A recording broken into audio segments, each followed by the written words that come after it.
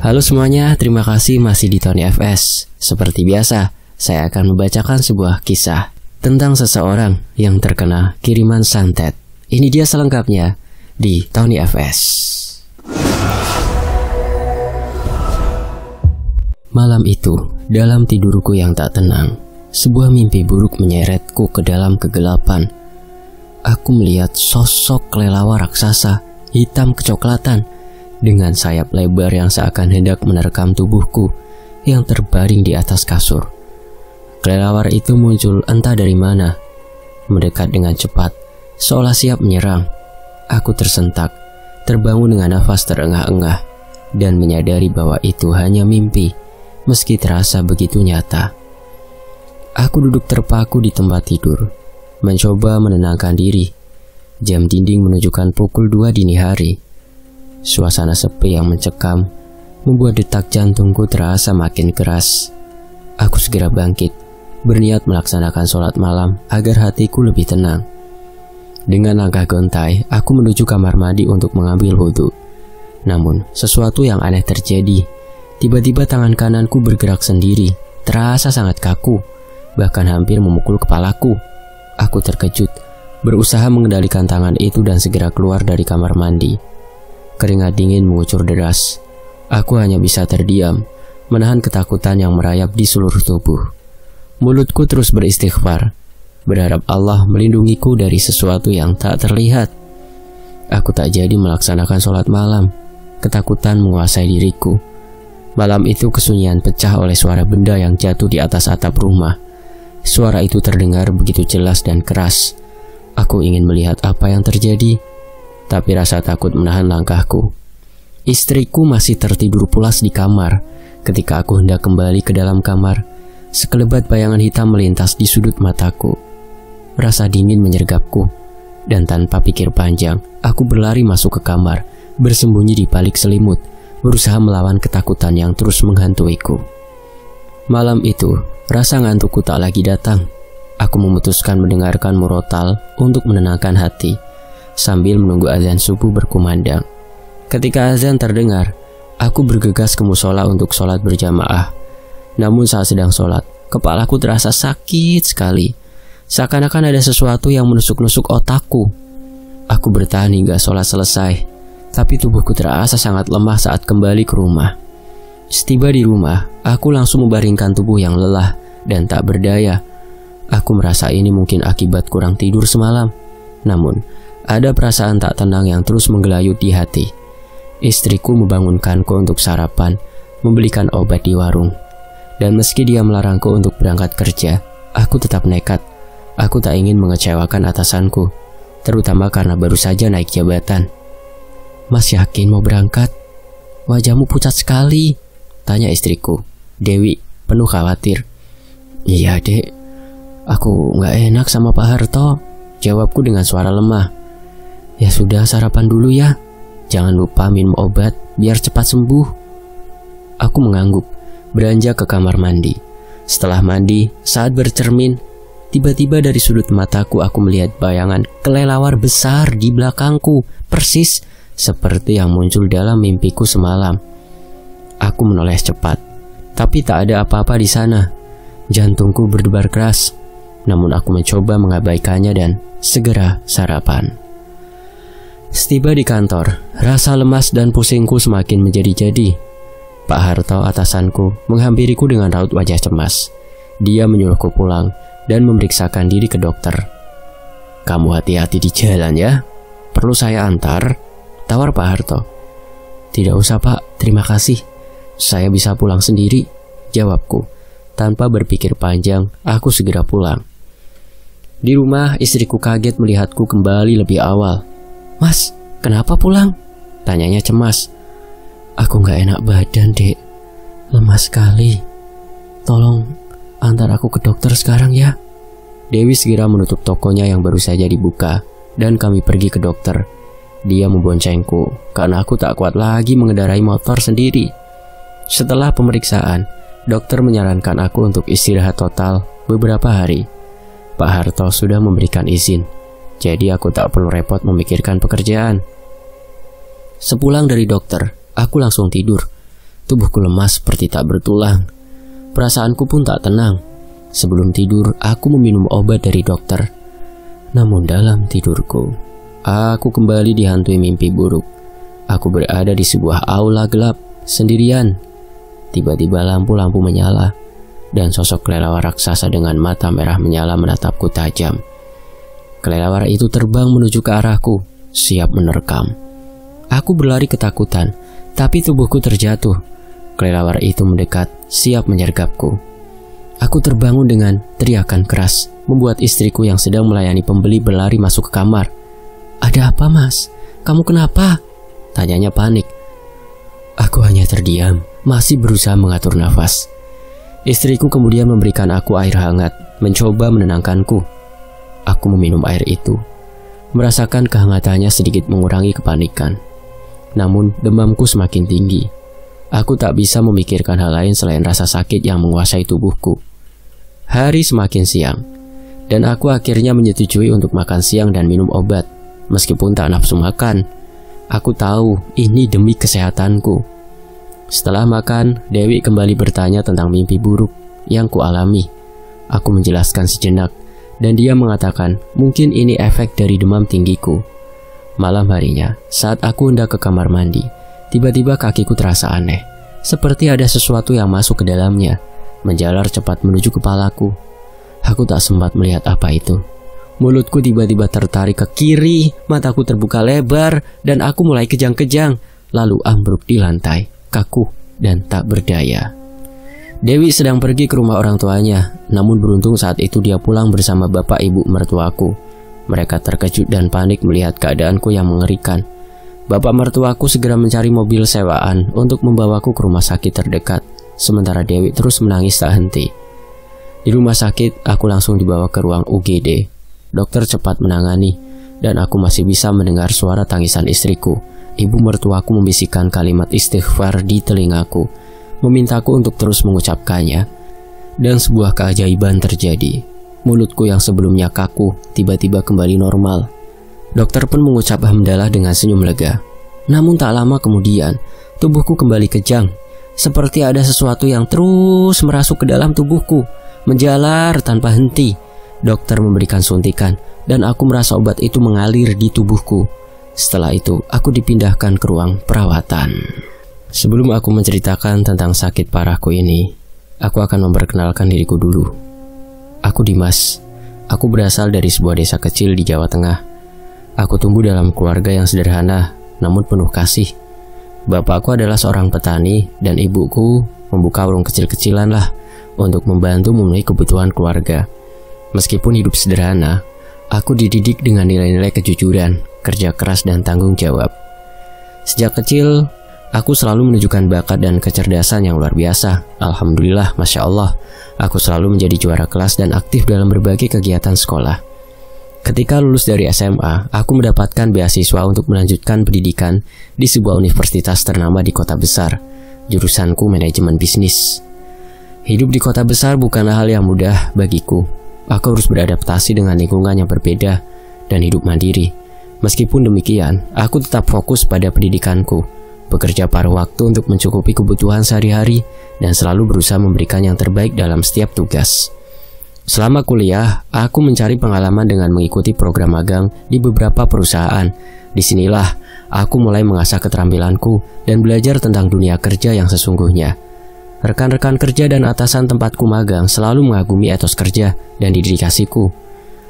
Setelah lulus kuliah dengan predikat cum laude, aku mengikuti berbagai seminar dan pameran pekerjaan untuk mencari peluang kerja. Dalam sebuah acara karir, aku bertemu dengan Pak Harto, seorang pengusaha yang memiliki perusahaan properti besar di kota. Terpesona oleh kepribadianku dan kesungguhanku, yang kata Pak Harto waktu itu cerita padaku kenapa beliau merekrutku. Pak Harto menawarkan kesempatan wawancara untuk posisi di perusahaannya. Wawancara kerja di perusahaan Pak Harto berjalan dengan lancar. Aku berhasil menunjukkan pengetahuan dan keterampilanku dalam manajemen bisnis, serta etos kerja yang kuat. Pak Harto yang sudah berpengalaman dalam menilai potensi karyawan, langsung terkesan denganku dan memutuskan untuk menerimaku sebagai karyawan di Departemen Manajemen Proyek. Sejak hari pertama kerja, aku menunjukkan dedikasi dan kerja keras yang luar biasa. Aku sering bekerja lembur, selalu menyelesaikan tugas tepat waktu, dan tidak segan-segan membantu rekan kerja lainnya. Pak Harto yang selalu mengamati kinerja karyawannya mulai memperhatikan aku. Dan setelah beberapa lama, berbulan-bulan, aku diberikan tanggung jawab yang lebih besar. Aku berhasil memimpin beberapa proyek penting di perusahaan dengan sukses. Di bawah kepemimpinanku, timku selalu mencapai target, bahkan melampaui ekspektasi. Setiap kali perusahaan menghadapi tantangan, aku selalu hadir dengan solusi inovatif dan strategi yang efektif. Melihat kerja keras dan loyalitasku, waktu terus berjalan, Pak Harto semakin mempercayaiku. Beliau sering mengajak aku dalam rapat-rapat penting, meminta pendapatku dalam pengambilan keputusan, dan bahkan memberikan mentor pribadi untuk mengembangkan karirku. Karyawan lain pun mulai melihat aku sebagai teladan dan mengaguminya, meskipun ada juga yang mulai merasa iri dengan kedekatanku dengan Pak Harto. Selang beberapa waktu, berkat kinerjaku, aku mendapat promosi menjadi manajer proyek di usia yang relatif muda. Kenaikan jabatanku ini semakin mengukuhkan posisiku di perusahaan dan membuatku semakin disayangi oleh Pak Harto. Namun, promosi ini juga menimbulkan rasa tidak suka dari beberapa karyawan lain, terutama dari mereka yang sudah lebih lama bekerja di perusahaan. Salah satu karyawan senior, sebut saja namanya Faisal, yang sebelumnya diunggulkan untuk posisi tersebut, merasa tersingkirkan dan mulai menyimpan dendam terhadapku. Meskipun aku tidak pernah menunjukkan kesombongan, tapi aku merasa Faisal merasa bahwa aku adalah ancaman bagi posisinya di perusahaan. Mulailah muncul intrik-intrik di kantor, dengan Faisal berusaha menjatuhkanku secara diam-diam. Ya, tidak lama setelah kenaikan jabatanku, aku pun mulai mengalami mimpi-mimpi aneh dan menakutkan. Setiap malam, aku bermimpi tentang kelelawar raksasa dan menyeramkan, terbang rendah di atas kepalaku, seolah-olah mengincar diriku. Mimpi ini terus berulang hingga mengganggu kesehatanku, dan puncaknya, aku masuk ke UGD. Beberapa minggu aku di UGD, aku pun pulang. Tapi masih ada sesuatu yang mengganjal. Hari-hari berikutnya malah terasa semakin berat. Mimpi buruk tentang kelelawar raksasa kembali menghantui setiap malamku, membuatku merasa kelelahan dan cemas sepanjang hari. Kondisiku semakin menurun. Meskipun aku sudah mencoba segala cara untuk beristirahat dan menjaga kesehatan. Di kantor situasi tidak menjadi lebih baik. Rekan-rekan kerja yang biasanya ramah kini tampak lebih pendiam saat aku lewat, seolah ada sesuatu yang mereka ketahui tapi enggan untuk dibicarakan. Pak Harto, atasan sekaligus pemilik kantor, memperhatikanku dengan cermat. Meskipun ia tidak mengatakan banyak, aku bisa merasakan bahwa beliau khawatir dengan kondisiku. "Mas, kalau keadaan tidak membaik, saya serius, kamu perlu libur lebih panjang lagi," katanya suatu hari. Namun libur bukanlah solusi yang bisa kubayangkan. Ada terlalu banyak pekerjaan yang menumpuk, dan tanggung jawabku sebagai kepala divisi baru terlalu besar untuk diabaikan begitu saja. Namun, di balik semua itu, ada satu hal yang mulai menggangguku. Perasaan bahwa sesuatu yang jahat sedang menempel padaku. Sesuatu yang tidak bisa kulihat, tetapi bisa kurasakan dengan sangat jelas. Suatu sore, ketika aku sedang bersiap-siap untuk pulang, Budi, rekan kerjaku yang peduli, menghampiriku dengan wajah serius. "Mas, saya dengar sesuatu yang mungkin ingin kamu tahu," katanya dengan nada rendah, hampir berbisik. Aku menatapnya dengan penasaran. "Apa itu, Bud?" Budi melihat sekeliling sebelum melanjutkan. "Kamu tahu nggak? Ada rumor yang beredar di kantor kalau kamu ini diguna-guna sama rekan sesama kantor kita." Jantungku berdetak kencang. "Apa? Siapa yang bilang begitu?" Tanya aku mencoba menahan rasa tidak percaya. Dan aku pun memang sebelumnya sudah mencurigai salah satu orang yang sudah aku sebut tadi di awal cerita. Ya, si Faisal ini. "Aku juga nggak tahu pasti siapa yang mulai, Mas. Tapi beberapa orang bilang kalau kenaikan jabatanmu bikin seseorang di sini enggak senang. Dan ya, mereka bilang kalau orang itu mungkin pakai cara-cara nggak beres buat ngejatuhin kamu." Aku merasa darahku mendidih. "Menurutmu siapa orang itu, Bud? Kamu tahu siapa yang ngelakuin ini?" Budi menggeleng. "Aku juga tidak tahu pasti, Mas. Tapi rumor yang saya dengar, ada satu orang yang sejak awal gak suka sama kamu saat naik jabatan, Mas. Mungkin sampean bisa pikir-pikir sendiri siapa orangnya. Aku duduk terdiam, mencoba mencerna informasi ini. Selama ini aku tak pernah berpikir ada seseorang di kantor yang begitu iri padaku hingga tega melakukan sesuatu seperti ini. Namun bayangan kelelawar raksasa dalam mimpiku, rasa sakit yang terus kurasakan, semuanya kini terasa masuk akal. Sejak aku naik jabatan, iya, ada satu orang yang sikapnya berubah drastis terhadapku, Faisal. Dia memang sosok yang ambisius, selalu berusaha menonjolkan dirinya di depan Pak Harto. Ketika aku diumumkan naik jabatan, aku melihat kekecewaan jelas di wajahnya. Tapi aku tak pernah menyangka dia akan mengambil langkah sejauh ini. Malam itu aku kembali diserang mimpi buruk yang sama. Kelelawar raksasa itu semakin agresif, mengelilingiku dengan sayapnya yang besar, membuatku terjebak dalam kegelapan. Aku terbangun dengan keringat dingin membasahi seluruh tubuhku, dan kali ini aku tahu aku harus melakukan sesuatu. Esok paginya aku menemui Pak Harto di ruangannya. "Pak, saya butuh bicara," kataku dengan nada yang lebih tegas dari biasanya. Pak Harto menatapku dengan tatapan khawatir. "Ada apa, Mas? Kamu kelihatan semakin buruk saja." Aku menarik nafas dalam-dalam sebelum menjelaskan semuanya. Tentang mimpiku, tentang perasaanku yang semakin terpuruk, dan tentang rumor yang beredar di kantor. Pak Harto mendengarkan dengan seksama, wajahnya semakin serius. "Saya nggak mau menuduh siapa-siapa, Pak," lanjutku. "Tapi saya merasa ini bukan kebetulan, Pak." Pak Harto menghela nafas panjang. "Mas, saya ini sudah kenal Faisal sudah lama loh. Dia memang orang yang ambisius. Tapi saya nggak pernah berpikir dia akan melakukan sesuatu yang sejahat ini padamu. Tapi kalau memang ada tanda-tanda yang mencurigakan, kita perlu mencari cara untuk menghentikan ini." "Terus apa yang harus saya lakukan, Pak? Saya sudah mencoba mengkonsumsi berbagai obat dan istirahat, tapi semuanya masih sia-sia," kataku lemas dengan putus asa. Pak Harto tampak berpikir sejenak, lalu berkata, "Di daerah sini ada seseorang yang bisa membantumu dalam masalah seperti ini. Namanya Pak Ustadz Sulaiman. Beliau dikenal sebagai orang yang paham betul tentang hal-hal gaib. Mungkin beliau bisa membantumu untuk menemukan solusi." Meskipun aku ragu, tidak ada pilihan lain yang terpikirkan. Malam itu dengan ditemani Budi, aku menemui Ustadz Sulaiman.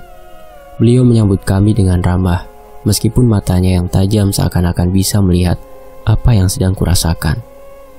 Setelah mendengarkan penjelasanku, Ustadz Sulaiman memandangku dengan tatapan penuh pemahaman. "Anak muda, apa yang kamu alami ini bukan sekedar sakit biasa. Ada energi negatif yang menempel pada dirimu, dan itu bisa jadi berasal dari guna-guna yang dikirim oleh seseorang yang iri denganmu." Aku menelan ludah, semakin merasa cemas. "Bagaimana cara mengatasinya, Pak Ustadz?" Ustadz Sulaiman mengangguk pelan.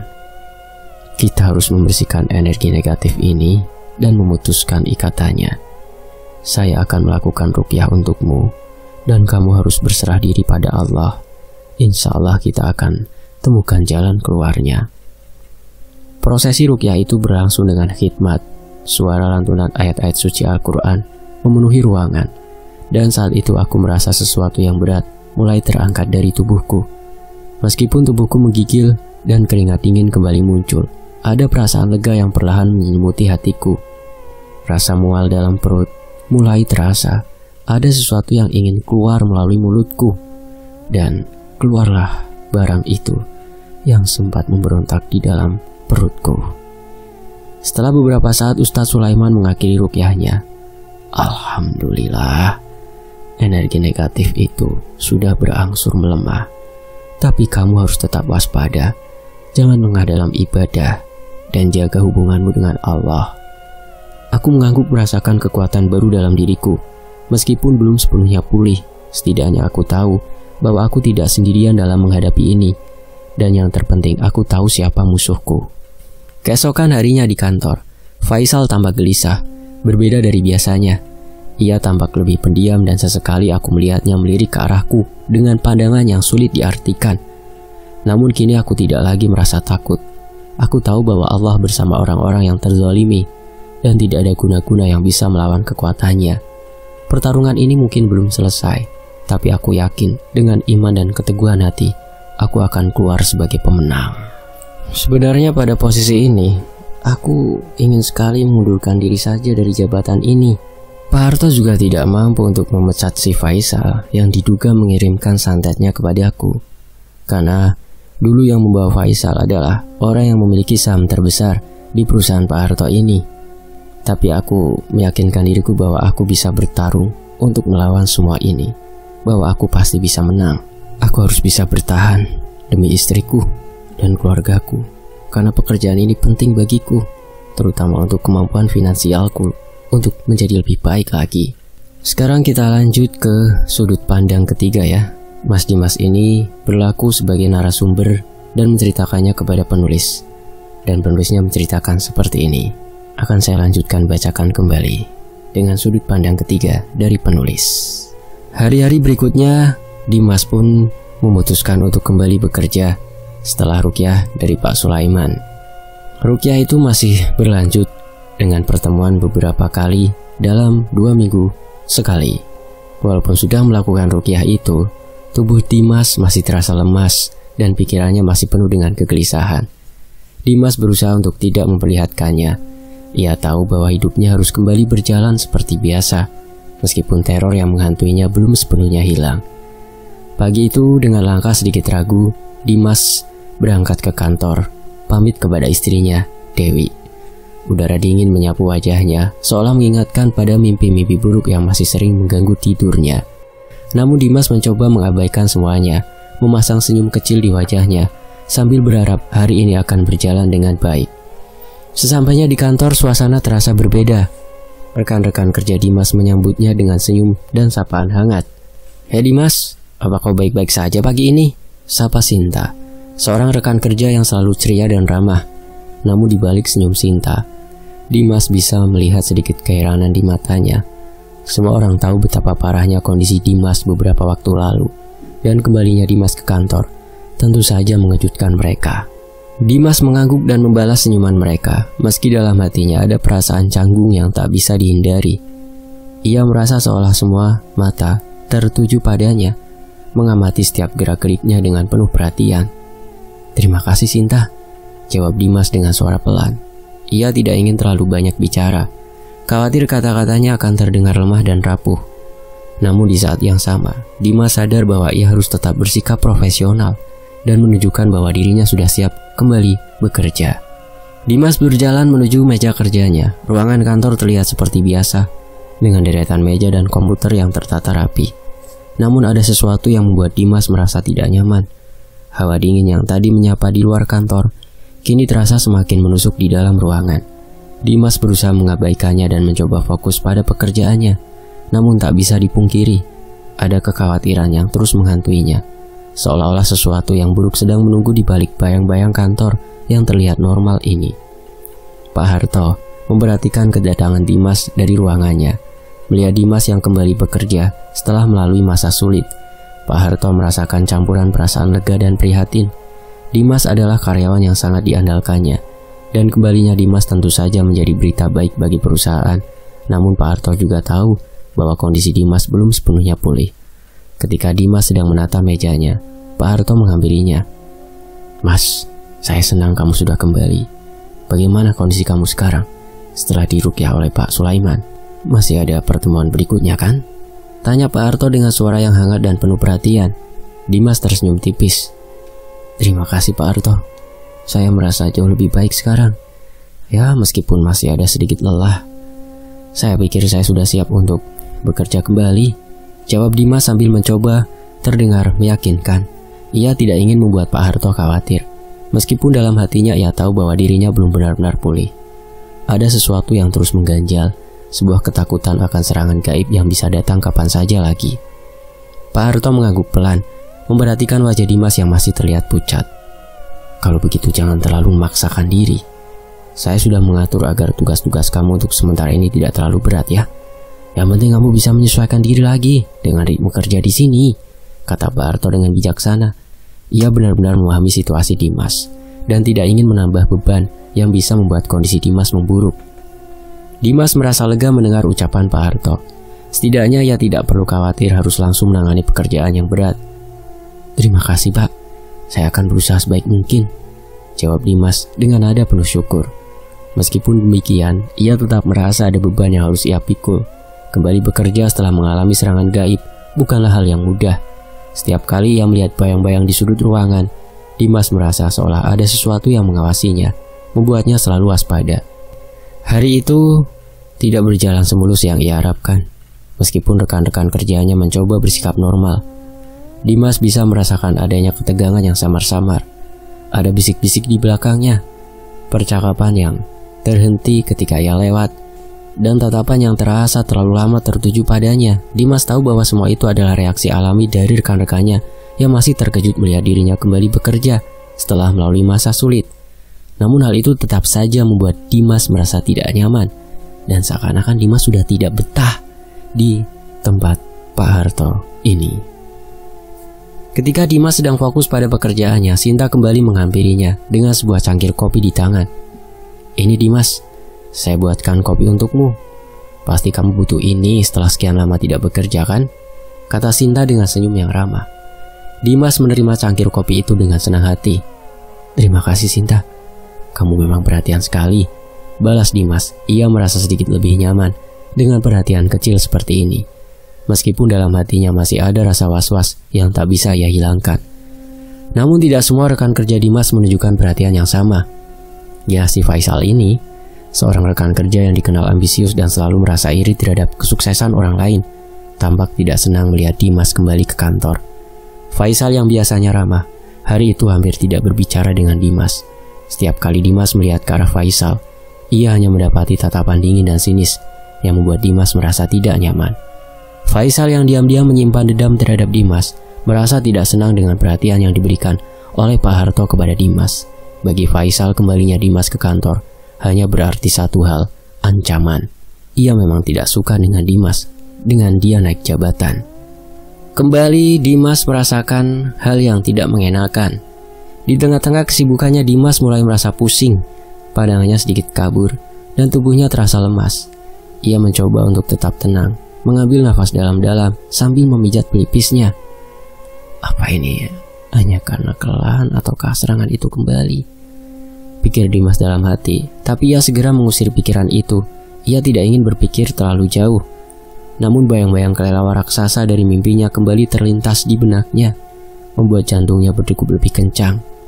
Hari itu Dimas bekerja dengan keadaan yang lebih sulit dari yang ia bayangkan. Meskipun fisiknya hadir di kantor, pikirannya terus terganggu oleh berbagai kekhawatiran.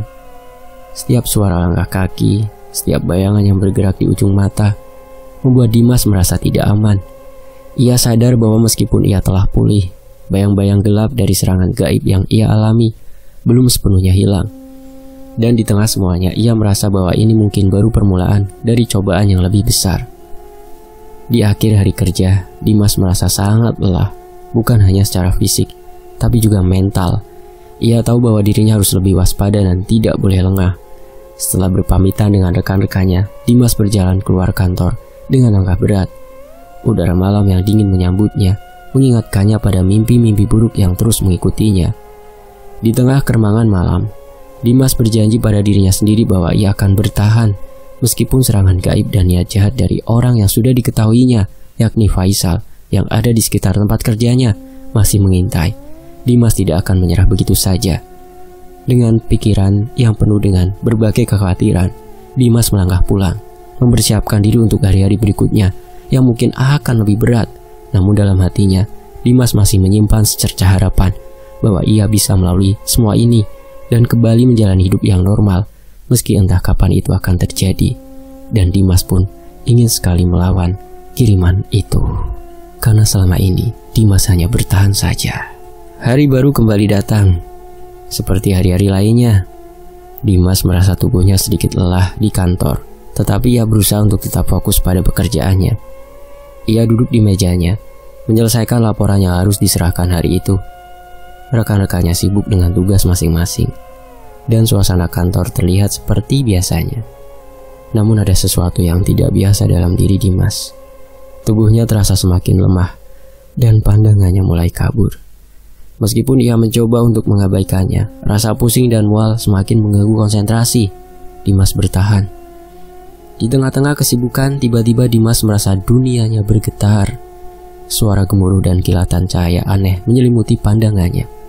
Tanpa peringatan, Dimas terjatuh dari kursinya. Rekan-rekannya yang berada di dekatnya segera panik melihat kejadian tersebut. Sinta yang duduk di dekat meja Dimas langsung berlari menuju Dimas.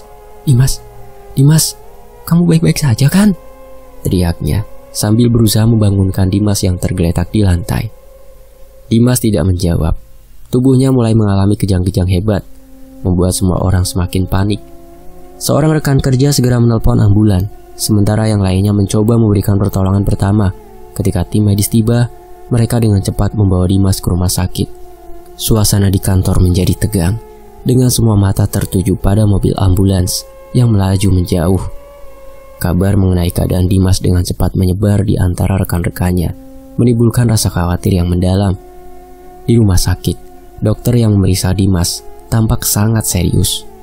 Setelah beberapa pemeriksaan, dokter mengumpulkan keluarga dan rekan-rekan Dimas di ruang tunggu. Kondisi Dimas sangat kritis. Kami menemukan beberapa gejala yang tidak bisa dijelaskan secara medis. Sepertinya ada sesuatu yang sangat kuat yang mempengaruhi tubuhnya, kata dokter dengan nada penuh kekhawatiran. Kami akan terus melakukan pemeriksaan, tapi untuk saat ini, kami hanya bisa berharap yang terbaik. Pak Harto yang menerima kabar tentang kondisi Dimas segera pergi ke rumah sakit. Melihat Dimas yang terbaring lemah di ranjang rumah sakit membuatnya merasa sangat prihatin. Dengan pikiran yang penuh kekhawatiran, Pak Harto memutuskan untuk kembali memanggil Ustadz Sulaiman yang sebelumnya telah membantu Dimas. Ia tahu bahwa ini mungkin merupakan serangan gaib yang jauh lebih kuat dari sebelumnya. Di ruang rumah sakit yang redup, Ustadz Sulaiman tiba, hanya berdua dengan santrinya. Ustadz Sulaiman pun telah mempersiapkan proses ruqyah kepada Dimas. Wajahnya menunjukkan ketegangan yang mendalam. Ustadz Sulaiman tahu bahwa kali ini proses ruqyah yang harus dihadapinya jauh lebih berat. Serangan gaib yang menimpa Dimas kali ini tidak bisa dianggap enteng. Ustadz Sulaiman mempersiapkan diri dengan penuh konsentrasi, mengatur semua persiapan. Pak Harto yang berdiri di samping Ustadz Sulaiman melihat dengan cemas. "Ustadz, apa yang bisa kami lakukan untuk membantu?" tanya Pak Harto dengan suara yang bergetar. Ia sangat ingin memastikan bahwa Dimas mendapatkan bantuan yang terbaik. Ustadz Sulaiman menatap Pak Harto dengan tatapan penuh perhatian. "Sabar dan doa adalah hal terpenting saat ini. Saya akan melakukan yang terbaik untuk membantu Dimas. Namun serangan ini tampaknya sangat kuat dan kita harus siap menghadapi kemungkinan terburuk," jawab Ustadz Sulaiman dengan nada serius. Ustadz Sulaiman mulai membacakan doa-doa dan ayat-ayat suci, berusaha mengusir kekuatan jahat yang mungkin masih mengintai di sekitar Dimas. Setiap kata yang diucapkannya dipenuhi dengan kekuatan spiritual, berusaha menciptakan perlindungan dan mengusir energi negatif yang mungkin masih mengganggu Dimas. Suasana di sekitar tempat tidur Dimas menjadi sangat tenang, dengan hanya terdengar suara doa dan sesekali desahan lembut dari Dimas yang terbaring lemah. Sementara itu, di luar ruangan perawatan, Pak Harto dan keluarga Dimas berkumpul dengan wajah penuh kekhawatiran. Mereka saling berbisik, membicarakan kondisi Dimas dan apa yang bisa dilakukan untuk membantunya. Dewi sangat terpukul dengan keadaan Dimas, sang suami. Duduk dengan kepala tertunduk, berdoa dengan penuh harapan. Semua orang merasakan betapa besar perjuangan yang harus dihadapi Dimas, dan mereka hanya bisa berharap bahwa Ustadz Sulaiman akan berhasil dalam usahanya. Di dalam ruang perawatan, Ustadz Sulaiman terus melanjutkan doanya dengan penuh kesungguhan. Ia mengamati setiap gerakan dan reaksi Dimas, mencoba merasakan kehadiran energi jahat yang mungkin masih mengganggu. "Dimas, kamu harus kuat, Dimas. Kami semua di sini untuk membantumu, Dimas," Ustadz Enggar berbisik. Meskipun Dimas tidak bisa mendengarnya, ia merasa bahwa pertarungan ini jauh dari selesai dan bahwa masih ada banyak hal yang harus dilakukan untuk memastikan keselamatan Dimas. Tiba-tiba, ruangan perawatan terasa semakin dingin. Ustadz Sulaiman merasakan kehadiran energi yang sangat kuat, seolah ada sesuatu yang mencoba mengganggu proses ruqyahnya. Ia mengkhidmatkan, mengkhusyukkan lagi perhatian pada doa-doanya, berusaha mempertahankan konsentrasi dan mengusir kekuatan jahat yang semakin mendekat. Suara gemuruh lembut mulai terdengar, membuat suasana semakin tegang. Pak Harto dan keluarga Dimas pun merasakan ketegangan yang semakin meningkat. Mereka saling berpegangan tangan, berdoa dengan penuh pengharapan. Ya Allah, lindungilah Dimas dan berikanlah kekuatan kepada Ustadz Sulaiman untuk melawan segala bentuk kejahatan yang mungkin mengancamnya. Doa Pak Harto dalam hati. Ia merasa sangat tertekan melihat Dimas dalam kondisi kritis, tetapi ia juga tahu bahwa harapan terakhir mereka bergantung pada keberhasilan ruqyah ini. Di dalam, Ustadz Sulaiman merasa bahwa serangan kali ini jauh lebih kuat daripada sebelumnya. Beliau berusaha keras untuk menjaga konsentrasi, tetapi kehadiran energi jahat semakin kuat. Kekuatan gaib ini sangat besar, dan ini adalah proses ruqyah yang sangat berat.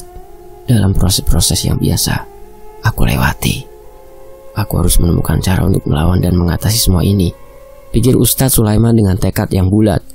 Setelah beberapa waktu yang terasa sangat lama, suasana di ruangan perawatan mulai terasa lebih tenang. Ustadz Sulaiman merasa bahwa beliau telah berhasil mengusir sebagian besar energi jahat yang mengganggu Dimas. Ustadz Sulaiman menutup prosesi ruqyahnya dengan berdoa kepada Allah. Semoga Dimas diberikan kesembuhan dan dijauhkan dari segala mara bahaya yang mengintai dirinya. Kemudian Pak Harto dan keluarga Dimas pun menanyakan kepada Ustadz Sulaiman. Mereka melihat Dimas yang masih terbaring lemah, tetapi tampak sedikit lebih tenang. Wajah Ustadz Sulaiman menunjukkan kelegaan, meskipun ia masih terlihat sangat lelah. Bagaimana Pak Ustadz, kondisi Dimas? Alhamdulillah, saya telah melakukan usaha yang semoga diridhoi oleh Allah. Selanjutnya, Dimas membutuhkan istirahat dan perawatan medis yang lebih lanjut. Kita harus terus berdoa agar Dimas bisa pulih sepenuhnya, kata Ustadz Sulaiman dengan suara yang penuh harapan. Pak Harto mengangguk dengan penuh syukur. Terima kasih Ustadz, kami sangat menghargai bantuan dan usaha Ustadz. Kami akan terus berdoa agar Dimas bisa pulih dan kembali seperti semula. Sementara itu Dimas yang perlahan mulai pulih dari kondisinya, membuka matanya dan melihat sekelilingnya dengan pandangan yang penuh kebingungan. Meski tubuhnya masih terasa lemas, ada rasa lega yang mendalam karena ia merasa bahwa pertempuran kali ini yang dibantu dengan ruqyahnya oleh Ustadz Sulaiman dan atas izin Allah, Dimas merasa ini sudah berakhir. Dengan keadaannya semakin membaik, harapan mulai tumbuh di hati semua orang yang terlibat. Mereka tahu bahwa meskipun serangan ini sangat kuat, Dimas dan keluarganya, khususnya istrinya, masih memiliki kekuatan untuk melawan dan mengatasi segala ancaman yang akan datang. Dimas tetap waspada dan terus berdoa, karena mereka tahu bahwa bahaya masih bisa datang kapan saja. Hari-hari berikutnya akan menentukan nasib Dimas dan apakah ia bisa benar-benar bebas dari serangan santet yang mengancam hidupnya. Dimas berusaha untuk tetap positif dan terus berjuang, dan tentunya selalu bertakwa kepada Allah Subhanahu wa Ta'ala. Setelah beberapa minggu Dimas dirawat di rumah sakit dan melakukan pemulihan di rumah, serta Ustadz Sulaiman yang melakukan berbagai upaya ruqyah untuk mengusir serangan gaib yang mengancamnya, suasana di kantor Pak Harto mulai merasakan ketegangan yang mengganggu rutinitas sehari-hari. Ada perasaan yang tak nyaman yang menyelimuti lingkungan kerja, dan kabar tentang kondisi Dimas menjadi bahan perbincangan di antara karyawan. Namun di tengah semua kekhawatiran dan ketegangan itu, kabar mengejutkan datang dari Faisal yang tiba-tiba mengundurkan diri dari kantor. Pada pagi hari yang cerah, semua karyawan di kantor Pak Harto terkejut ketika mereka menerima pengumuman resmi dari manajemen bahwa Faisal telah mengundurkan diri dari posisinya. Pengumuman tersebut disampaikan oleh Pak Harto melalui email yang berbunyi, kepada seluruh karyawan, dengan ini kami informasikan bahwa Faisal telah mengajukan pengunduran diri dari jabatannya di perusahaan kami. Kami menghargai dedikasinya selama ini dan berharap yang terbaik untuk masa depannya. Terima kasih atas perhatiannya dan pengertian semua pihak. Berita tersebut langsung menyebar dengan cepat di kalangan karyawan. Beberapa orang merasa lega karena Faisal tidak lagi berada di kantor. Sementara yang lain merasa khawatir dan penasaran mengenai alasan dibalik keputusan mendadak tersebut. Beberapa karyawan mengungkapkan spekulasi bahwa mungkin ada alasan pribadi dan kesehatan yang mendasari keputusan Faisal.